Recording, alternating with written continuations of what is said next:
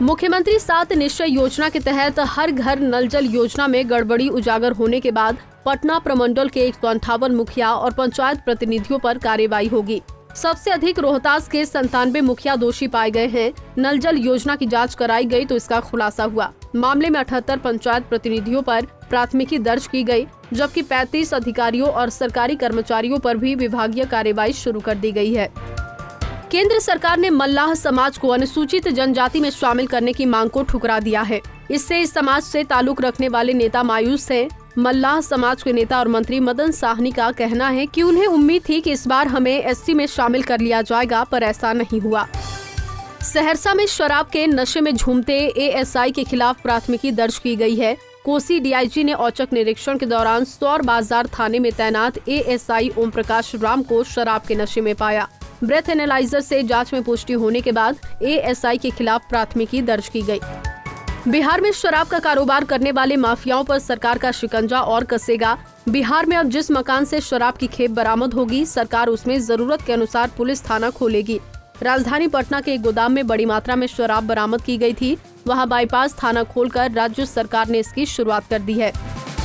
अपनी लचर व्यवस्था के लिए जाने पहचाने जाने वाले बिहार के स्वास्थ्य विभाग में एक गड़बड़ी का बड़ा मामला सामने आया है। विधानसभा पहुंचे शेखपुरा के राजद विधायक विजय सम्राट ने बिहार में सिविल सर्जनों की तैनाती का मामला उठाते हुए कहा कि शेखपुरा में जिस सिविल सर्जन की तैनाती राज्य सरकार ने किया है, उनकी मृत्यु फरवरी महीने में हो चुकी है। मामला है सिविल सर्जन शेखपुरा का। डॉक्टर राम नारायण राम का वहां पोस्टिंग किया गया है।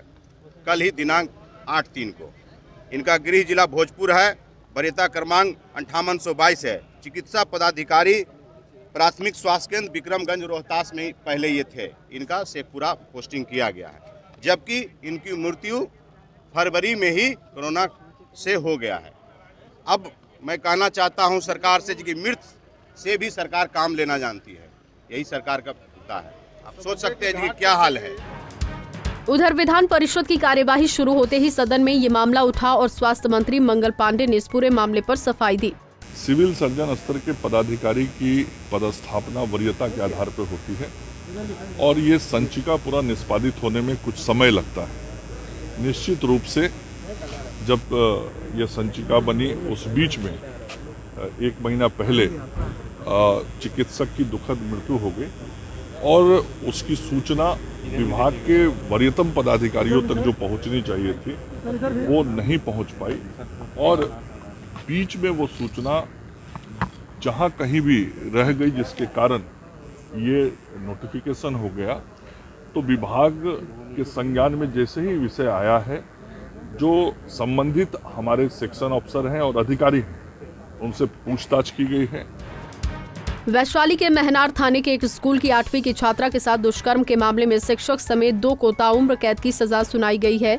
पोक्सो अदालत के विशेष न्यायाधीश आशुतोष कुमार झा ने सजा के बिंदु पर सुनवाई करते हुए सजा का ऐलान किया। बिहार विधानसभा के बजट सत्र की कार्यवाही का आज 14वां दिन है। विधानसभा में शराबबंदी को लेकर जोरदार नारेबाजी और हंगामे के बाद अध्यक्ष विजय सिन्हा ने बड़ा फैसला किया। उन्होंने कहा कि सोमवार की सुबह 10 बजे सर्वदलीय बैठक होगी, जिसमें सभी दलों के बड़े नेता शराबबंदी पर चर्चा करेंगे। विधानसभा अध्यक्ष ने साफ कहा कि दलीय नेताओं के साथ बैठक करके इस मुद्दे का समाधान निकालेंगे। इसके बाद सदन की कार्यवाही शुरू हुई। पंचायत चुनाव का अब महीने भर की देरी से होना लगभग तय है। तमाम कोशिशों के बावजूद राज्य निर्वाचन आयोग अब मार्च के अंतिम सप्ताह से पहले चुनावी तारीखों का ऐलान नहीं कर सकता। भारत निर्वाचन आयोग की तरफ से M3 जनरेशन की EVM खरीद को लेकर अब तक राज्य निर्वाचन आयोग को NOC नहीं दिए जाने की वजह से पंचायत चुनाव में ये देरी हो रही है। नालंदा के नादरीगंज थाना क्षेत्र के बस्ती बिगहा स्थित दक्षिण बिहार ग्रामीण बैंक की एक शाखा से अपराधियों ने करीब 14 लाख रुपए लूट लिए। घटना की सूचना पाकर मौके पर पहुंची पुलिस मामले की जांच में जुट गई। पुलिस CCTV फुटेज के आधार पर अपराधियों की पहचान करने की कोशिश कर रही है।